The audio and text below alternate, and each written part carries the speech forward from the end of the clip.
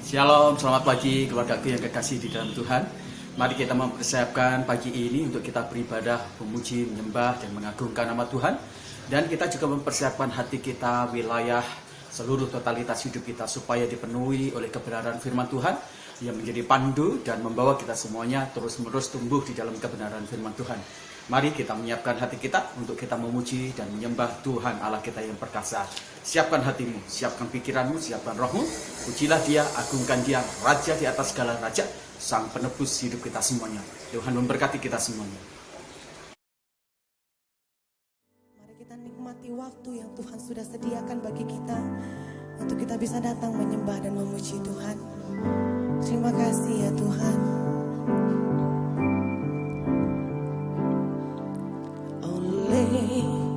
Karena kemurahan Tuhan ku ada sampai hari ini. Oleh karena kebaikan Tuhan, janji-Mu terjadi bagiku.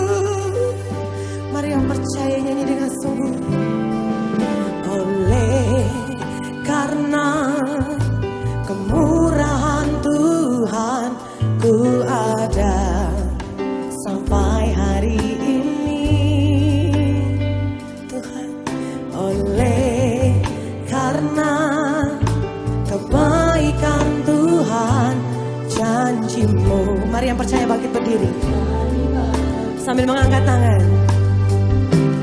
Ku sembah Kau Tuhan, ku mengangkat tanganku, selamanya Kau ajaib bagiku. Ku sembah Kau Tuhan, ku mengangkat wajahku selamanya. Mari sembah.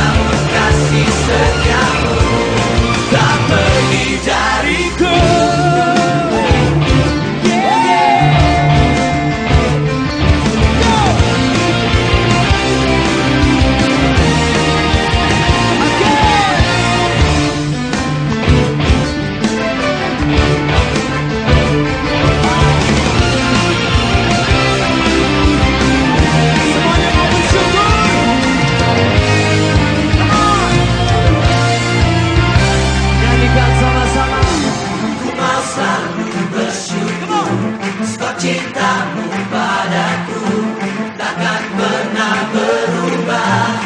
Hatiku percaya walau bumi bergoncang, gunung-gunung beranjak, namun kasih setiamu tak pergi dariku.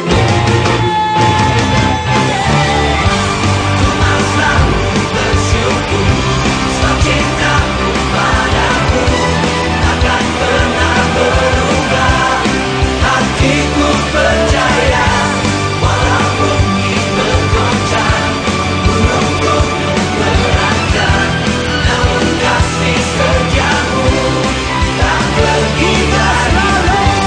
Ku mau selalu bersyukur sebab cintamu padaku takkan pernah berubah.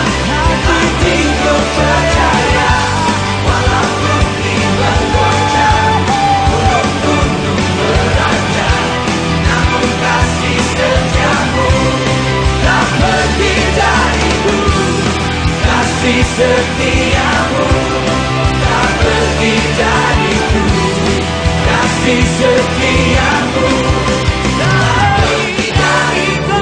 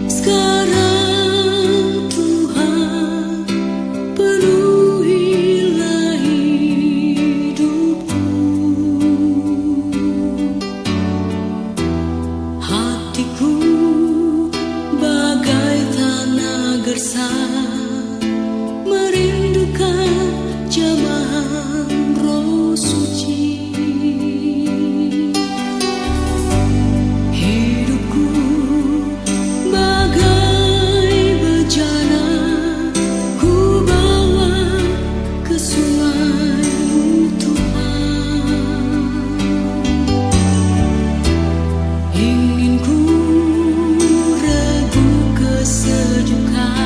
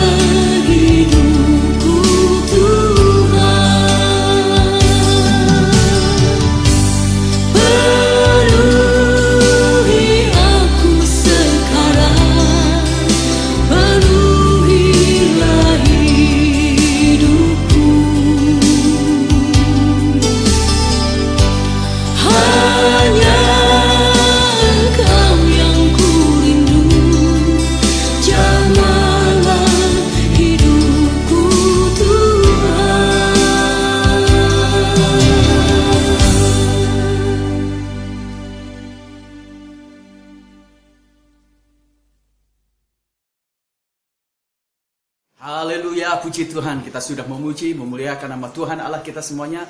Tiba saatnya kita akan mendengarkan kebenaran firman Tuhan. Mari kita menyiapkan hati kita semuanya. Kita mempersiapkan seluruh totalitas hidup kita semuanya menjadi tanah yang gembur, yang disirami oleh kebenaran firman Tuhan. Firman yang membawa kita semuanya menyadari bahwa kita perlu bergantung kepada Dia, yang membawa kita semuanya untuk hidup di dalam kasih karunia Tuhan yang luar biasa. Mari kita berdoa. Bapa di dalam surga, kami berterima kasih pagi ini, kami dikuatkan, diteguhkan lagi oleh pujian-pujian yang kami naikkan sebagai bagian dari persembahan kami untuk Engkau. Tetapi bukan hanya itu saja Tuhan, tapi kami ingin terus diisi oleh kebenaran firman-Mu yang memandu dan menuntun kami semuanya pada jalan kebenaran-Mu, sehingga kami bukan hanya kemudian menjadi orang-orang yang dibaharui dalam sifat karakter kami dan hati belas kasih kami, tetapi akhirnya kami menjadi orang-orang Kristen yang mewujud nyatakan itu semuanya dalam pengejawatan, tindakan real di kehidupan kami, bukan hanya untuk orang-orang percaya, tapi juga untuk orang-orang yang tidak percaya, sehingga kasih Kristus dinyatakan di sana. Terima kasih, kami siap mendengarkan kebenaran firman-Mu. Dalam nama Tuhan Yesus Kristus kami berdoa, haleluya, amin. Bapak Ibu yang kekasih dalam Tuhan, hari ini kita akan berbicara tentang Allah yang peduli. Kita akan membuka di dalam Yesaya pasal yang ke-59 ayat yang pertama. Sesungguhnya tangan Tuhan tidak kurang panjang untuk menyelamatkan, dan pendengarannya tidak kurang tajam untuk mendengarnya. Amin. Berbahagialah kita yang membaca kebenaran firman Tuhan, menyimpan, melakukannya, karena firman Tuhan itu akan menjadi berkat bagi kita semuanya. Nah, ayat ini kalau kita pelajari bersama-sama bagi orang-orang yang memiliki sebuah kehidupan yang sangat berorientasi kepada kebenaran firman, menjadi sesuatu penghiburan yang luar biasa. Karena di tengah-tengah masalah dan pergumulan yang sangat berat, mereka melihat bahwa Tuhan memberikan satu kepastian dan jaminan yang luar biasa, bahwa Dia ada selalu dalam setiap pergumulan-pergumulan kita semuanya. Tetapi bagi orang-orang yang merasa dia melakukan sebuah kesalahan, atau melakukan tindakan-tindakan yang tidak sesuai dengan kebenaran firman Tuhan, maka ayat ini sebenarnya menjadi sesuatu yang bersifat peneguran, peringatan yang keras bagi kita semuanya. Bapak Ibu yang kekasih dalam Tuhan, Yesaya di dalam pasal 59 ayat 1 dan selanjutnya itu sebenarnya sedang memberikan sebuah narasi atau kejelasan yang luar biasa tentang orang-orang Israel Yehuda Selatan, bagaimana mereka meninggalkan Tuhan dan mereka akhirnya mengalami begitu banyak pergumulan-pergumulan berat. Bagaimana kekerasan yang diakibatkan oleh pertumpahan darah oleh karena trik-trik dan intrik berkaitan dengan politik, kemudian religi, juga kemudian bisnis yang tidak begitu cukup baik. Dan itu membuat kemudian ada begitu banyak orang-orang yang melakukan tindakan-tindakan kejahatan yang luar biasa, tipu pelusihat yang luar biasa. Kemudian hukum yang berbalik, tidak lagi memihak kepada keadilan, kebenaran, tetapi berpihak kepada orang-orang yang memiliki jabatan-jabatan yang sangat tinggi. Dan itu yang kemudian menyebabkan begitu banyaknya kehancuran total dalam sistem hukum yang luar biasa. Kemudian masyarakat menjadi sakit karena mereka merasakan tidak ada perlindungan secara hukum. Jadi mereka berusaha untuk mempertahankan diri mereka sesuai dengan apa yang mereka ingin pertahankan di dalam hidup mereka semuanya. Dan kita bisa melihat minimnya mereka semuanya berkembang di dalam sebuah karakter yang baik, kebenaran firman Tuhan. Belum lagi ketika kebenaran firman Tuhan tidak lagi menjadi panduan bagi hidup mereka semuanya. Tuhan juga ditinggalkan oleh karena kepentingan-kepentingan yang sifatnya artifisial. Agama atau Tuhan itu kemudian hanya dijadikan jualan agama. Dijadikan jualan yang berkaitan transaksi jual beli jasa hanya untuk kepentingan-kepentingan orang-orang tertentu saja. Akibatnya kita mendapatkan begitu banyak dosa-dosa yang berkembang. Dosa terhadap Tuhan, dosa terhadap perkembangan karakter, dosa sosial, dosa negara, dosa ketidakadilan, hukum yang berbalik, sehingga kekudusan kebenaran Allah tidak ada dan tidak dinyatakan di situ. Nah, dalam situasi seperti itulah kemudian Tuhan memberikan sebuah pendisiplinan atau teguran yang sangat keras. Didatangkanlah orang-orang Babilonia untuk menghancurkan orang Israel Yehuda yang daerah selatan. Bapak Ibu yang kasih dalam Tuhan. Nah, kita seringkali menempatkan Tuhan itu menjadi cleaning service untuk semua dosa-dosa, kesalahan-kesalahan yang kita lakukan. Padahal kita yang berbuat salah, kita yang berbuat tidak adil, kita yang tidak melakukan kebenaran firman Tuhan, kita yang tinggalkan Tuhan. Dan semua masalah-masalah yang akibat buruk itu semuanya ditanggung oleh Tuhan, dan Tuhan diminta untuk membersihkan. Padahal sebenarnya kesalahan-kesalahan itu tertuju kepada kita semuanya. Nah, Bapak Ibu yang kekasih dalam Tuhan, dosa itu merusak eksistensi kita di hadapan Allah. Dosa itu merusak pemikiran-pemikiran yang baik dalam hidup kita semuanya. Dosa merusak karakter kita. Dosa merusak cara pandang kita yang baik dalam sisi kemanusiaan kita kepada orang-orang lain. Maka kita perlu terus-menerus bertumbuh di dalam kebenaran firman Tuhan. Nah, Bapak Ibu, Tuhan menyatakan di tengah-tengah segala kehancuran ini, bahwa Tuhan itu begitu peduli. Dia berkatakan, tangan Tuhan tidak kurang panjang untuk menolong kita semuanya, dan telinganya tidak kurang tajam untuk mendengar. Ada sesuatu yang unik ketika Tuhan berbicara. Kenapa Tuhan tidak berkata, aku mendengar? Kenapa Tuhan tidak berkata, tanganku cukup untuk mampu? Tetapi justru Tuhan mengatakan sesuatu yang seperti memberikan cara kita harus berpikir lebih dalam lagi, Bapak Ibu yang kasih dalam Tuhan. Kadangkala memang Tuhan harus memberikan stimulus supaya otak kita menjadi cerdas, pikiran kita menjadi waras. Dengan apa? Dengan memberikan sebuah pernyataan-pernyataan otentik tentang kebenaran Tuhan, firman Tuhan. Dengan apa? Dengan pertanyaan-pertanyaan yang mengasah kita semuanya untuk berpikir ulang lagi, merenung lebih dalam lagi. Nah, hari ini kita akan belajar bersama-sama dari kebenaran firman Tuhan. Allah peduli. Pelajaran apa yang dapat kita petik di dalam Yesaya pasal 59 ayat yang pertama ini, Bapak Ibu yang kekasih dalam Tuhan. Yang pertama, Tuhan itu pasti peduli menolong kita semuanya. Bapak Ibu, Tuhan itu bersifat pasti dalam segala hal, termasuk dalam kepeduliannya pada kita semuanya. Kepedulian Tuhan tidak perlu diragukan lagi. Tuhan tidak bisa menentang kodrat ilahinya dan sifatnya yang luar biasa itu semuanya. Masalahnya justru bersumber kepada diri kita, dari persepsi kita, dari persepsi iman kita, keyakinan kita, logika kita, serta seringkali empiris prejudis kita a priori pada Tuhan yang berkembang yang begitu besar. Sehingga kita seringkali menempatkan Tuhan menjadi pribadi yang tidak suka menolong. Tuhan berkata kepada kita semuanya bahwa tangan Tuhan tidak kurang panjang untuk menolong kita semuanya. Yang unik Bapak Ibu yang kekasih di dalam Tuhan, hal ini dijelaskan pertama kali itu berhubungan dengan waktu Tuhan berbicara tentang peduli kepada kita, pada pergumulan kita. Itu dihubungkan dengan sebuah anggota tubuh, pertama kali adalah tangan, Bapak Ibu. Tangan adalah sebuah anggota tubuh di dalam tubuh kita semuanya yang berfungsi untuk berkarya, yang berfungsi untuk bekerja, melakukan tindakan-tindakan real. Nah, Bapak Ibu yang kekasih dalam Tuhan, ketika Yesaya membawa kita pada suatu penjelasan, tangan Tuhan sangat panjang, itu berhubungan dengan apa? Dengan kepastian bahwa dia itu akan menjadi pribadi yang berkarya secara otentik, jelas, dan selalu berkesinambungan, dan itu berhubungan dengan perencanaan-perencanaan matang dari kekekalan, keselamatan yang Tuhan kerjakan dari zaman demi zaman. Ketika Yesaya membawa kita pada sebuah penjelasan tangan Tuhan yang sangat panjang, lawan dari kurang panjang, Bapak Ibu yang kekasih di dalam Tuhan. Nah, apa artinya itu semuanya? Kata panjang ini bukan berbicara tentang sebuah ukuran sebenarnya. Kalau kita berbicara tentang panjang, ada sentimeter, ada kilometer, kemudian ada meter. Nah, tetapi ini tidak berbicara tentang panjang dalam ukuran. Jadi apa itu ketika firman Tuhan berkata bahwa tangan Tuhan tak kurang panjang untuk menolong kita semuanya? Ini tidak berbicara tentang ukuran dalam bentuk ukuran-ukuran garis, tetapi ada sesuatu yang sangat penting yang Tuhan ingin tekankan di situ. Bagaimana dia memastikan dirinya bahwa tangan Tuhan itu tidak kurang panjang. Tangan Tuhan itu tidak pendek. Tangan Tuhan itu adalah tangan Tuhan yang sanggup dan cakap untuk menolong kita semuanya. Bapak Ibu yang kekasih dalam Tuhan, apa artinya ketika Yesaya mengatakan bahwa tangan Tuhan itu tak kurang panjang, Bapak Ibu? Yang pertama adalah Tuhan itu sangat mampu untuk menolong. Bapak Ibu yang kekasih dalam Tuhan, ketika orang berpikir tidak panjang, artinya tangan Tuhan itu pendek, tidak bisa menjangkau atau tidak mampu menolong kita semuanya.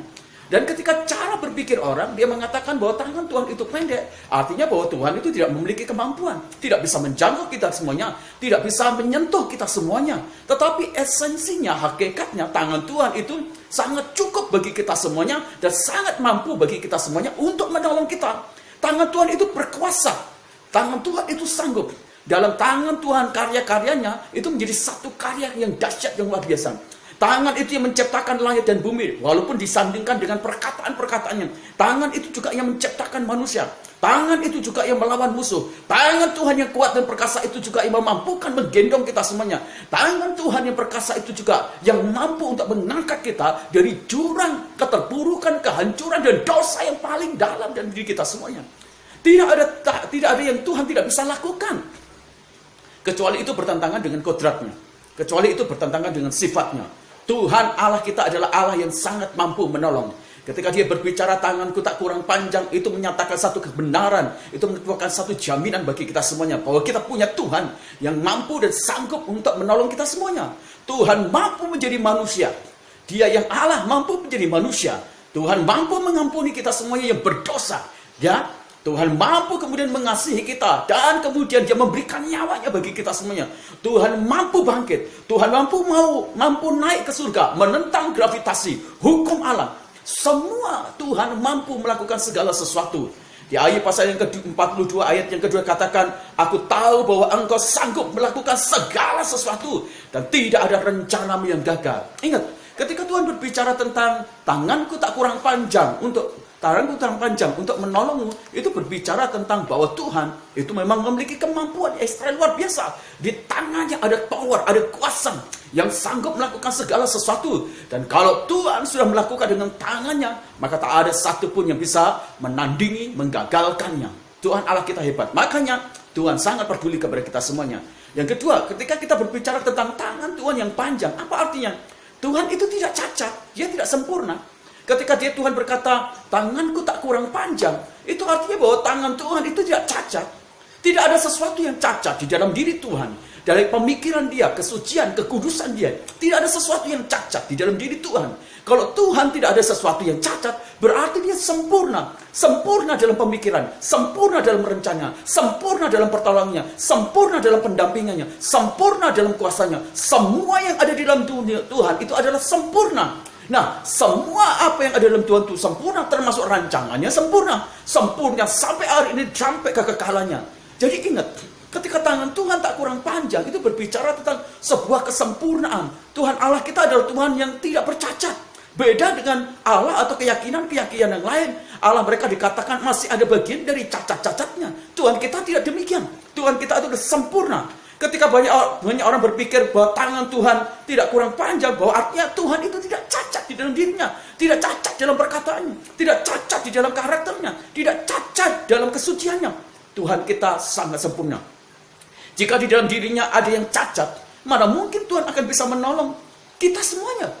Kalau untuk dirinya sendiri yang cacat, Tuhan tidak bisa membenahi dirinya, bagaimana mungkin dia bisa membenahi begitu banyak masalah-masalah? Karena Allah itu sempurna, tidak ada yang cacat di dalam dirinya, maka dia mampu untuk membuat dan menyelamatkan kita semuanya, menolong kita semuanya, memperdulikan kita semuanya.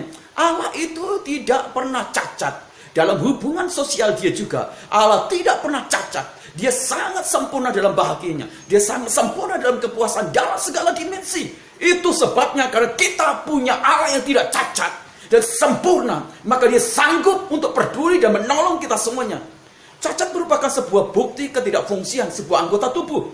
Cacat merupakan sebuah bukti dari ketidaknormalan, keabnormalan bagian duri tubuh, sehingga tidak bisa memberikan sebuah hal yang maksimal dalam mendukung fungsi dari anggota-anggota tubuh yang lain. Tapi Tuhan tidak demikian. Tuhan itu sangat sempurna dan tidak cacat. Itu sebabnya dia sempurna untuk menolong kita semuanya.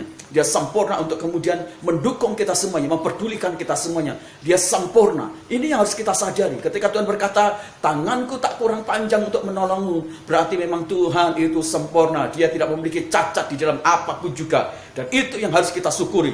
Tuhan itu sempurna. Dia sangat independen dan tidak perlu bantuan dan tidak membutuhkan dukungan kita. Jangan berpikir kalau kita melayani Tuhan, rasa-rasanya kita sudah memberikan dukungan Tuhan. Tuhan tidak perlu dukungan kita.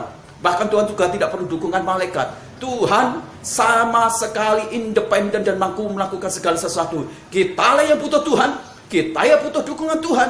Kalau kita bisa melayani, itu bukan karena Tuhan butuh kita, tetapi kita butuh Tuhan. Semakin kita melayani, semakin kita menikmati berkat Tuhan. Semakin kita melayani, semakin cinta kita dibangun. Semakin kita melayani, relasi kita dengan Tuhan makin kuat. Semakin kita melayani, pikiran kita, hati kita makin sehat. Rohani kita berkembang, iman kita tumbuh. Tapi Tuhan tidak membutuhkan kita. Dia independen. Tanpa kita saja dia sudah bisa menciptakan alam semesta. Jadi jangan berpikir kalau kita sudah bisa melayani, rasa-rasanya Tuhan butuh kita, Tuhan bergantung sama kita. Sama sekali tidak. Tuhan tidak cacat. Dia sempurna. Karena dia sempurna, dia sangat independen, sempurna juga. Tidak butuh dukungan kita semuanya. Maka bersyukurlah. Dalam Allah yang sempurna, tapi dia masih memberikan kesempatan bagi kita semuanya.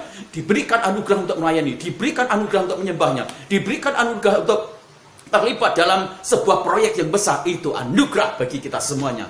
Nah, Bapak Ibu yang kekasih di dalam Tuhan, itu yang menjadi satu kebenaran yang otentik di dalam hidup kita semuanya. Ketika kita berbicara tentang tangan Tuhan yang tak yang tak kurang panjang itu berbicara tentang sebuah kesempurnaan. Kita tidak punya Allah yang cacat dalam segala apapun juga.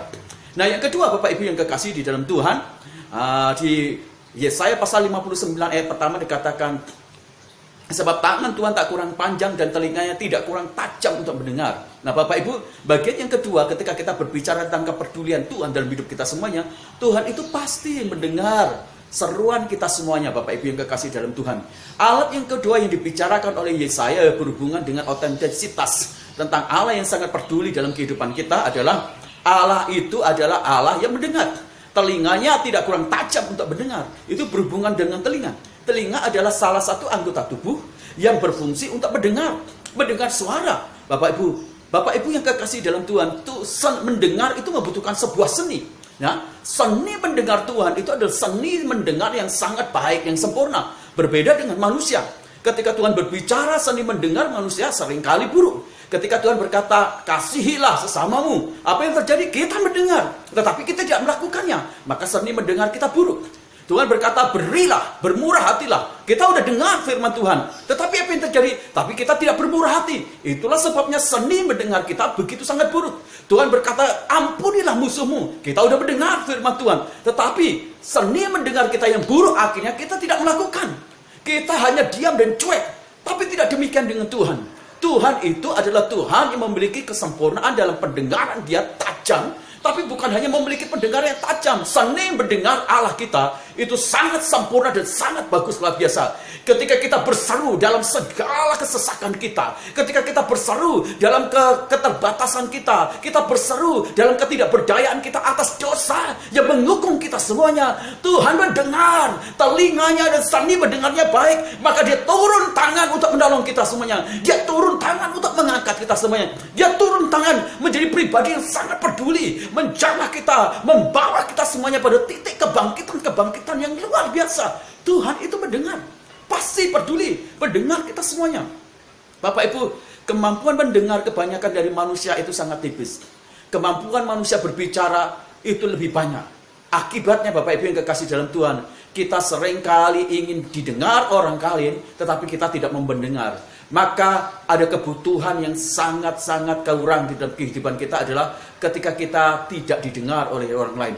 Ketika kita berbicara dan orang lain tidak mendengar, tidak menanggapinya, ada begitu banyak hal-hal yang terluka di dalam diri kita, sakit luar biasa. Tapi Tuhan tidak demikian. Ketika umat Israel mereka berseru seperti pertolongannya Tuhan lambat, tapi bukan berarti bahwa Tuhan tidak mendengar. Tuhan itu mendengar, seni mendengarnya baik. Dia sedang dengan cara waktu dia, dengan kedaulatan dia akan bertindak. Dan bukan sesuai dengan apa yang kita inginkan, langsung diinginkan, tidak. Tuhan itu seni mendengarnya dan seni menjawabnya itu sesuai dengan kedaulatan dia, itu sesuai dengan waktunya dia, bukan sesuai dengan apa yang kita butuhkan. Bukan. Kalau dijawab doa kita, bukan karena kita berdoa, juga bukan karena kebutuhan kita yang harus dipenuhi, bukan. Semata-mata karena kasih karunia, kedaulatan Allah dan waktunya Allah yang bekerja di dalam hidup kita semuanya. Pada dasarnya Bapak Ibu ada kebutuhan manusia itu ingin didengar. Bapak Ibu, wanita mereka harus berbicara lebih banyak dibandingkan dengan laki-laki. Dia butuh didengar. Kalau perempuan tidak didengar, Bapak Ibu, itu punya efek-efek yang luar biasa. Ada begitu banyak sakit psikologi yang berkembang yang akan muncul di dalam kehidupan manusia ketika dia berseru atau berkata-kata ingin kemudian didengar tetapi kemudian tidak diperhatikan, tidak didengar. Itu yang seringkali bikin luka dan bikin psikologis seseorang itu mengalami sakit. Ya Bapak Ibu, sakit mental, sakit pikiran, kemudian sakit tubuh dan fisik yang luar biasa yang berimbas di situ. Nah Bapak Ibu, kemampuan manusia untuk mendengar itu relatif kecil sekali, relatif tipis sekali. Kemampuan manusia berbicara jauh lebih besar. Padahal sebenarnya Tuhan berbicara, jadilah orang yang lambat berbicara, tapi cepat mendengar. Tapi kemampuan mendengar manusia dengan baik nggak ada. Itu sebabnya kita bersyukur bahwa Tuhan memiliki kemampuan seni mendengar yang baik. Harusnya kita belajar dari Kristus bagaimana kita memiliki seni mendengar yang baik. Dan Tuhan peduli dan dia menjadi pribadi yang mendengar dan memiliki seni mendengar yang baik. Secara psikologis Bapak Ibu, kalau seruan kita tidak kita dengar, kita tidak memiliki, seperti kita tidak memiliki relasi. Jadi kalau kita berseru atau kita berkata-kata dan kemudian tidak didengar, itu secara psikologis di sana ada sesuatu yang harus kita tangkap. Ya apa itu? relasi antara Tuhan atau dengan sesama rasanya seperti tidak ada. Yang kedua, kita tidak terlalu penting dalam kehidupan dia. Tidak terlalu penting dalam kehidupan Tuhan. Itu kalau terjadi ketika kita sedang berada dalam sebuah konflik. Kalau kita sedang berbicara dan orang lain itu tidak memperhatikan, jangan-jangan memang kita sedang berkonflik. Jadi akhirnya orang tidak mau mendengar apa yang kita katakan atau yang kita serukan. Yang ketiga, yang keempat, mungkin kita dianggap minus. Kita dianggap sebagai pribadi yang tidak memiliki kontribusi. Percuma ngomong sama kamu. Gak ada sesuatu yang aku dapatkan. Mungkin itu yang terjadi. Tapi Tuhan tidak demikian. Tuhan berkata bahwa dia sangat tajam, telinganya sangat peka. Dia punya seni mendengar yang baik. Artinya bahwa Tuhan itu memiliki relasi yang intim, yang bagus dengan kita semuanya. Dan kita begitu sangat penting di hadapan Tuhan. Bapak Ibu yang kekasih dalam Tuhan, kita betul-betul memiliki sebuah kondisi yang damai dengan Tuhan. Tidak ada dalam situasi konflik. Kita itu bukan minus, kita itu memiliki keunggulan. Keunggulan itu bukan ada dalam diri kita, tapi keunggulan atas nama Allah yang ada di dalam diri kita, yang menaikkan harga kita menjadi tinggi luar biasa. Tetapi Bapak Ibu yang kekasih dalam Tuhan, kebenaran yang sejati, Tuhan Allah kita adalah seorang pribadi yang menjadi pendengar yang baik, memiliki seni mendengar yang bagus, dan memiliki kualitas bukan hanya kemampuan mendengar. Pendengaran yang baik, seni mendengar yang baik, itu menggerakkan seseorang untuk melakukan apa yang dia dengar. Dan itu menjadi sesuatu yang luar biasa. Sejatinya Tuhan adalah Tuhan yang sangat-sangat memiliki kualitas pendengaran yang baik dan tajam. Dia bukan hanya mendengar yang tajam, tetapi dia melakukan, memberi jawaban yang pasti bagi kita yang berseru kepadanya. Seruan kita sekalipun sangat lemah, itu didengar Tuhan. Dan Tuhan bukan hanya mendengar, tapi dia melakukan segala sesuatu yang kita harapkan di dalam doa-doa kita, dalam seruan kita semuanya. Dan itu menjadi sesuatu yang luar biasa. Bagian ketiga, bagian yang terakhir, ketika kita berbicara tentang Allah peduli di dalam Yesaya pasal 51 ayat yang pertama, Bapak Ibu, yang ketiga adalah bangunlah diri kita sebagai penerima kepedulian Tuhan. Nah, Bapak Ibu yang kekasih di dalam Tuhan, seringkali ketika kita meminta kepada Tuhan untuk peduli, tapi seringkali setelah itu juga ketika kita berdoa, kita tidak menunggu, kita tinggalkan Tuhan. Ketika kita berbicara meminta pertolongan Tuhan, sebelum Tuhan menolong kita semuanya, sebelum Tuhan menyatakan kepeduliannya, kita sudah tinggalkan. Akibatnya kita tidak mendapatkan sesuatu. Tuhan itu pasti menolong kita semuanya. Tuhan itu pasti mendengar kita semuanya. Ia sangat mampu dan sempurna. Tetapi mengapa kepedulian Tuhan itu seringkali tidak nyata dalam hidup kita semuanya? Mengapa pertolongan Tuhan? Mengapa jawaban dari doa kita? Mengapa seruan kita seperti tidak didengar oleh Tuhan yang kita rasakan? Nah, ini seringkali yang jadi masalahnya. Masalahnya bukan pada Tuhan, tapi masalahnya terjadi pada diri kita, pada manusia itu sendiri. Jadi kita perlu mengoreksi bersama. Mengapa begitu sangat relatif? Ya, sangat relatif. Bapak Ibu, pandangan kita terhadap Tuhan. Tuhan yang pasti, tetapi kita sangat relatif memandang Tuhan dalam segala kuasanya, segala kemampuannya, kebenaran bahwa esensi dia sangat mendengar dengan peka, dan pendengar yang baik, pendengar yang memiliki seni yang baik. Nah, ini masalah pada kita semuanya. Nah, kesalahan itu yang harus kita koreksi. Nah, Bapak Ibu yang kekasih dalam Tuhan, Watchman ini berkata demikian, kehidupan tanpa kebenaran bukanlah kehidupan. Nah, artinya gini Bapak Ibu, seringkali kita fals di dalam pemahaman kita tentang Tuhan. Seringkali kita fals juga pemahaman kita tentang diri kita. Dan itu yang akan seringkali menjadi kunci. Nah, hari ini bagian yang ketiga, bagaimana kita bisa menjangkau atau menyentuh kepedulian Tuhan itu menjadi real, nyata di dalam diri kita. Saya ingin membagikan tentang bagaimana kita bisa memandang diri kita. Bapak Ibu, ada dua hal yang sangat penting ketika kita berbicara tentang bagaimana seseorang itu bisa memandang dirinya dan memandang kepada Tuhan.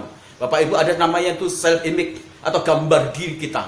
Gambar diri, kalau kita bisa memandang diri kita dengan baik, maka kita juga bisa memandang Tuhan itu dengan baik. Kalau kita tidak bisa memandang diri kita dengan baik, kita juga tidak akan bisa memandang Tuhan dengan baik. Maka kita harus melihat itu semuanya. Kenapa pertolongan Tuhan, kemampuan Tuhan seringkali tidak nyata? Self-image atau gambar diri kita itu sangat rusak. Bapak Ibu, ada dua hal yang sangat penting. Pertama adalah self-esteem dengan self-confidence. Nah, itu menjadi sesuatu yang sangat penting.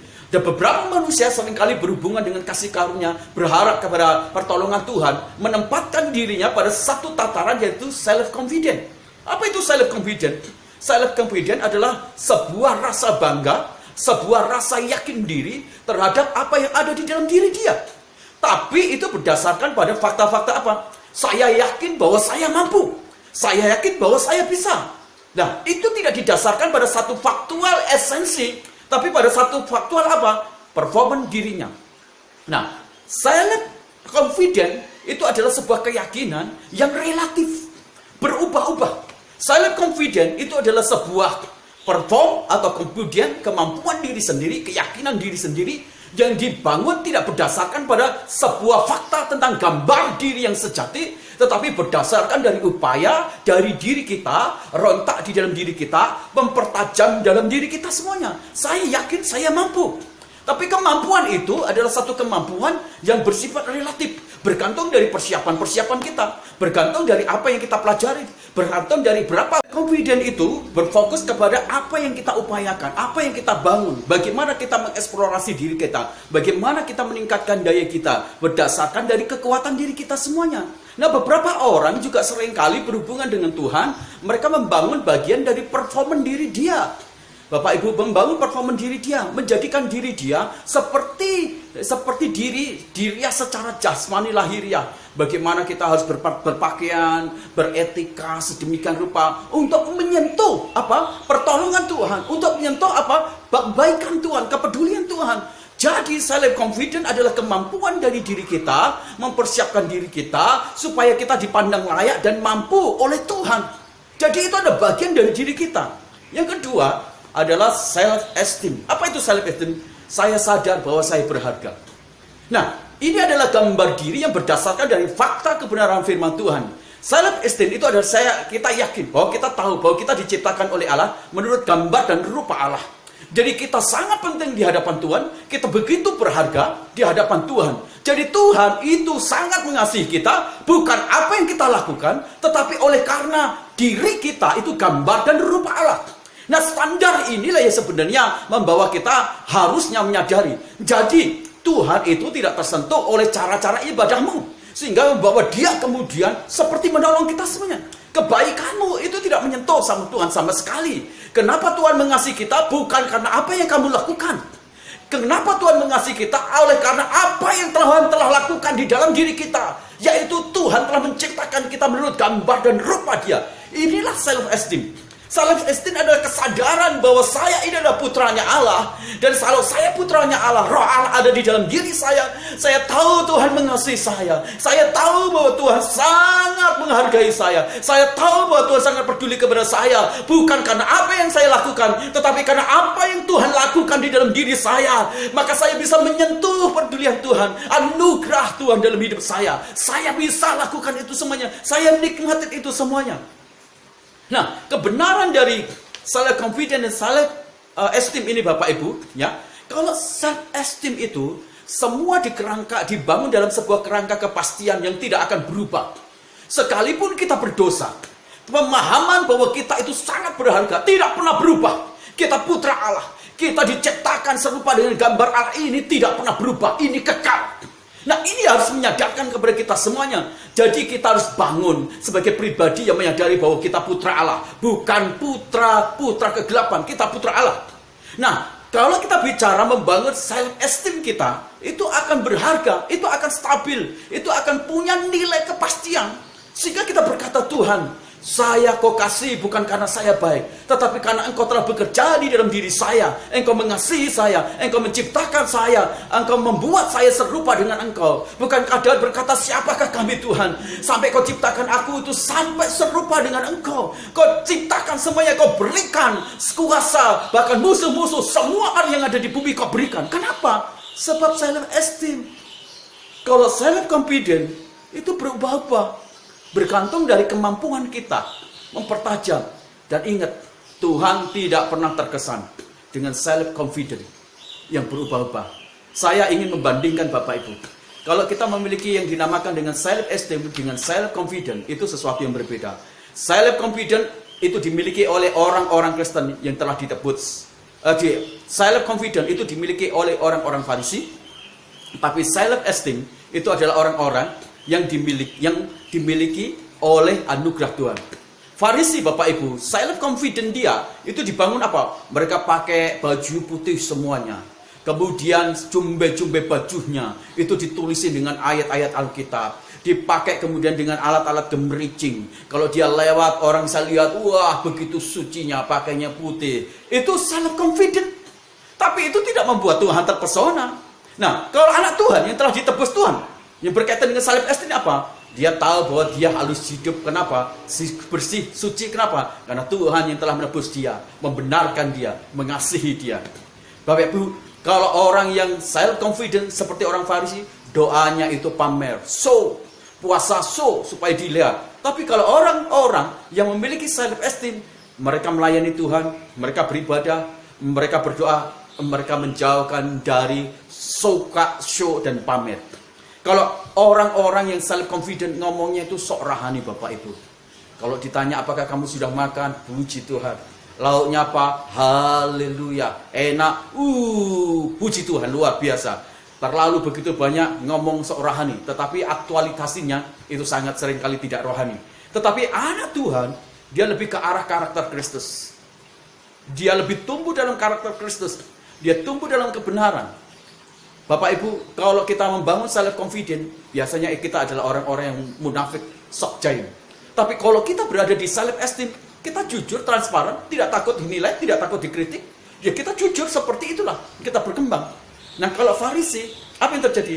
Taatnya hanya di hadapan manusia. Itu self confident. Tapi kalau self esteem, ketaatannya total.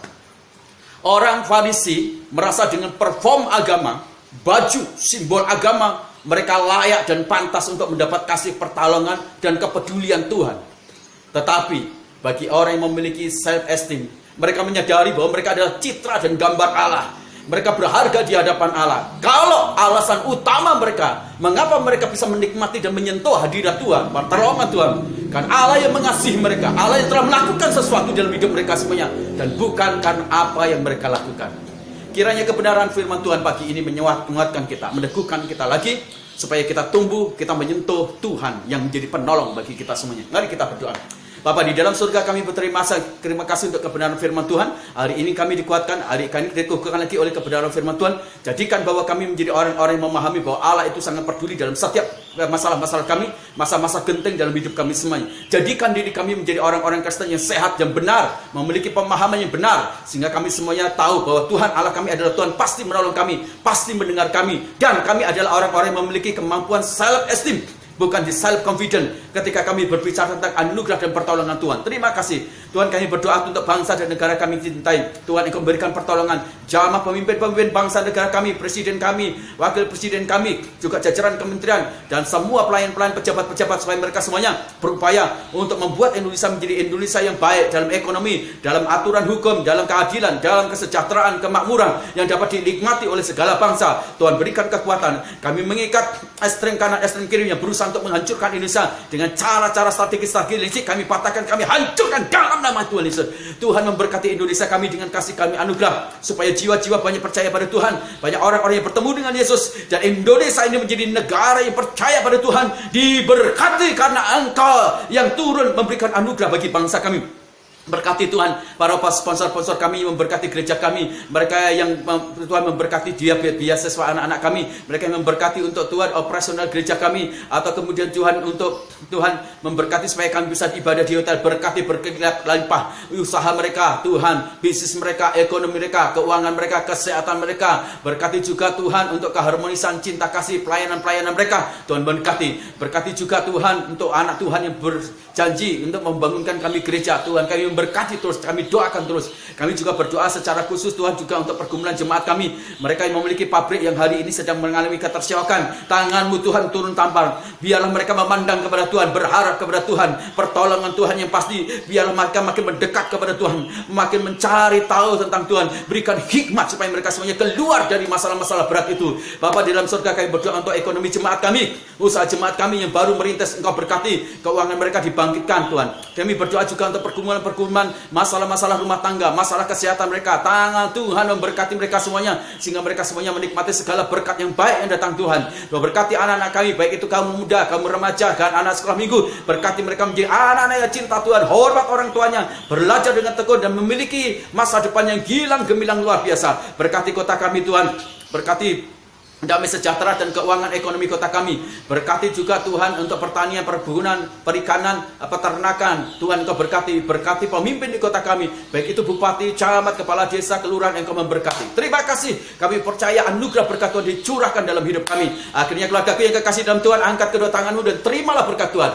Kasih sayang dari Allah Bapa kita lewat anaknya Tuhan Yesus Kristus yang telah mati di atas kayu salib, menebus segala dosa kita semuanya, persekutuan dengan Roh Kudus yang menguduskan kita sehingga kita tidak bercacat celah di hadapannya. Itulah sebabnya Tuhan memberkati keluargamu, Tuhan memberkati suamimu, istrimu dan anak-anakmu. Semua orang yang tinggal dalam keluargamu diberkati karena Engkau. Tuhan memberkati usahamu, apa saja yang dikerjakan oleh kedua tanganmu dibuat menjadi berhasil. Tuhan memberkati kesehatanmu, memberkati masa depan keturunanmu dan masa depanmu. Tuhan memberkati juga keluar masukmu, engkau akan menemukan pintu berkat Tuhan saja. Damai sejahtera dari Allah menyertai engkau sampai Maranatha menjemput kita, dan bagikan berkat itu kepada orang lain sehingga mereka melihat Yesus dan melihat hidupmu sebagai surat-surat Kristus yang dapat dibaca oleh orang lain.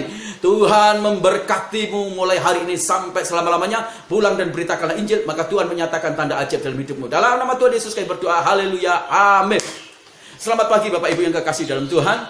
Jikalau Bapak Ibu memiliki pergumulan-pergumulan dalam hidup Bapak Ibu menjadi beban berat, tuliskanlah itu menjadi pokok-pokok doa Bapak Ibu semuanya, dan kirimkan di nomor chat yang ada di hadapan Bapak Ibu semuanya. Dan jikalau Bapak Ibu kemudian digerakkan Tuhan untuk memberkati pelayanan kami, gereja kami, Bapak Ibu juga bisa kirimkan atau transfer lewat nomor rekening yang tercantum di HP kami ini semuanya. Dan jikalau Bapak Ibu mendapatkan berkat dari pelayanan kami pagi ini, maka biarlah itu disaringkan, dibagikan supaya banyak orang lain mendapatkan berkat. Tuhan memberkati kita semuanya. Haleluya, amin.